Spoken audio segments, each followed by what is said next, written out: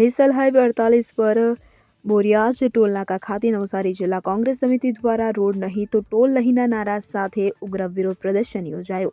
વાસંદાના કોંગ્રેસ ધારાસભ્ય અનંત પટેલની આગેવાનીમાં થયેલા આ આંદોલન દરમિયાન નવસારી ગ્રામ્ય પોલીસ ઇન્સ્પેક્ટર સાથે ઉગ્ર ઝપાઝપીની ઘટના સામે આવી છે. આ ઘટનાએ સ્થાનિક રાજકીય વર્તુળોમાં ખળભળાટ મચાવ્યો છે.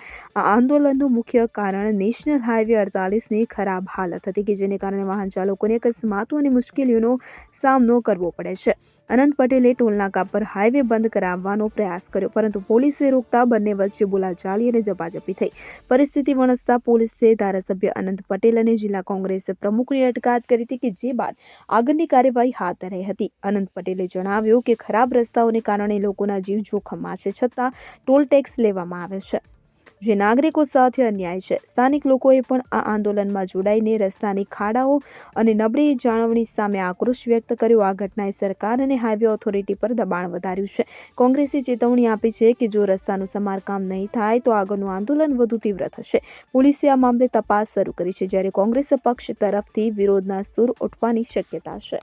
રોડ નહીં તો ટોલ નહીંના નારા સાથે જિલ્લા કોંગ્રેસ સમિતિ દ્વારા અમે આજે નેશનલ હાઈવે 48 પર ટોલ ટેક્સ ન ઉઘરાવે એના માટે બેઠા છે. અને અહીંની એજન્સીને અમે એમ કીધું છે, અમારી બે માંગણી છે. એક તો આ ખરાબ રસ્તાના કારણે કોઈની જાનહાનિ થાય, કોઈને ઈજા થાય, તેની જવાબદારી તમામ આ એજન્સીએ લેવી પડશે, નહીં તો એના પર FIR કરવાની પોલીસ અધિકારીને જાણ કરી છે. બીજું, જ્યાં સુધી રસ્તો ન બને ત્યાં સુધી ટોલ લેવાનું બંધ કરો. આ અમારી બે માંગણી છે.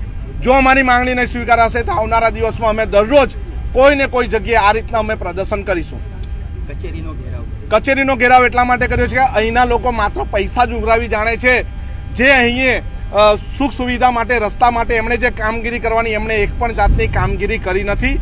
અને એના માટે આ એજન્સીની કચેરીની બહાર અમે બેઠા છે. બ્યુરો રિપોર્ટ, ખબર ગુજરાત લાયો.